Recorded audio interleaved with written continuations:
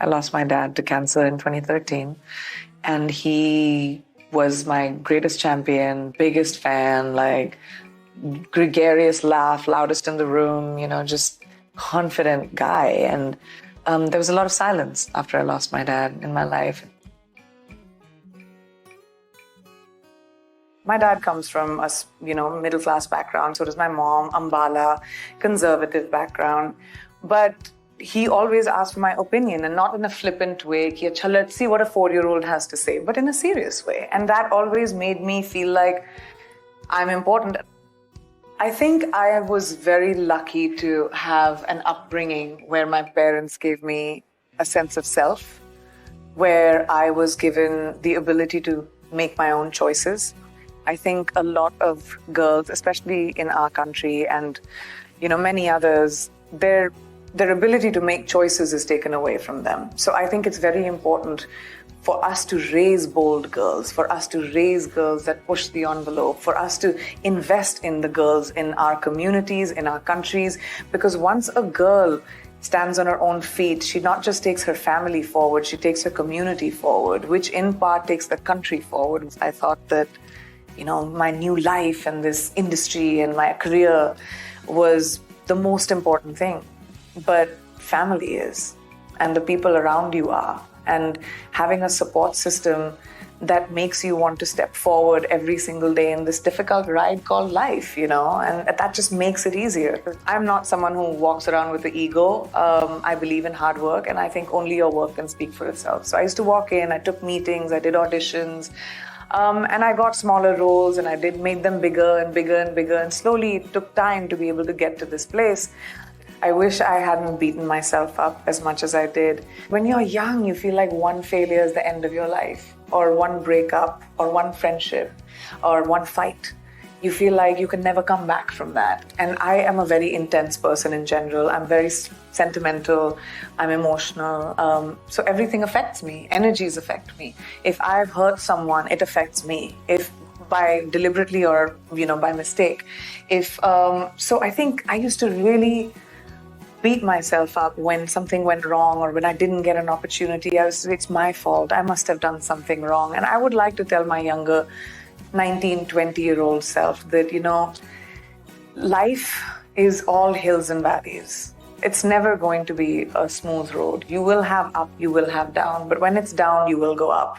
So when you're up, be prepared for a down, and it's okay. Surround yourself by people that prop you up. Surround yourself by people who are genuinely happy for you. Not all the followers, not like the people who, you think are your friends that you may party with, but the ones that pick up your phone call at 2:00 in the morning. The one when someone is sick in your family that will sit with you for hours overnight. Those are the ones you collect. Those are the ones you remember, and those are the ones you keep for the rest of your life. It makes it easier to have the right people in your life. Life throws stuff at you, and there are times when everything feels like you're never going to be able to get out of it. Like it's quicksand. Every day you're being pulled down, or every moment you can't even see a sliver of hope. And we've all been through phases of our lives where that has happened. If you sit, and you should sit and mourn what you're feeling. I really believe in not pushing things under the rug. When I first started working here, I think that I did not want to be the check in the box. Normalizing my culture has been a long walk. And there are a few of us that are doing it, and culture should be normalized because children should be exposed to different kinds of culture. Culture is the best teacher in the world. Traveling around the world, meeting different foods that take different forms, languages.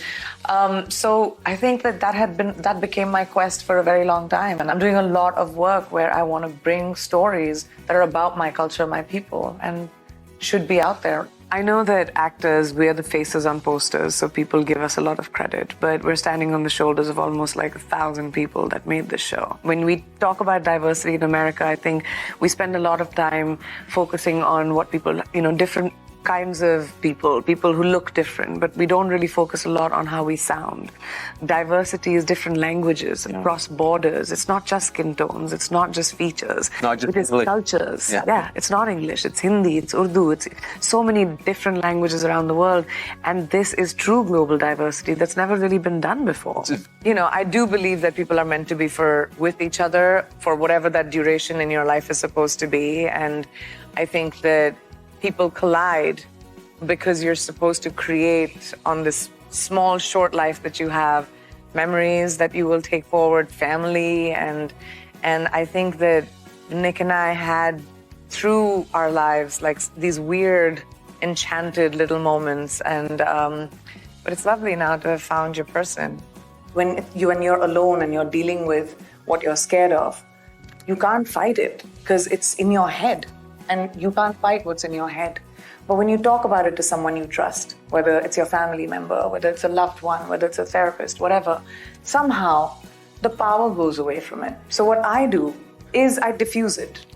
And I don't have the baggage around my feet. I move on and it's done. Just move on.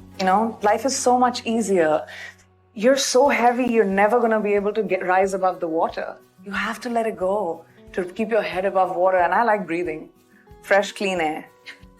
I don't think circumstances or your environment can dictate how you feel. They can contribute to it. It's up to you to decide how much you're taking in and how much you're leaving out. This is not something, again, that I knew in my 20s, obviously. I was somehow doing it because I think my parents my family just taught me that resilience of bounce back up. My mom says that to me. She's like, you've always been someone who just bounces up and you're like, oh, it's okay. It's okay. It was a mistake. I'll try it again. But if you treat life like that, whenever life has been tough, and it's been tough many times, it's been almost down and out and you don't want to get out of bed and you don't want to see anyone. I grew up in the public eye. So I kind of realized that my best person was me. I had to rely on my skill set. Whenever I was nervous or I was scared, I started focusing on whatever was the goal in that moment.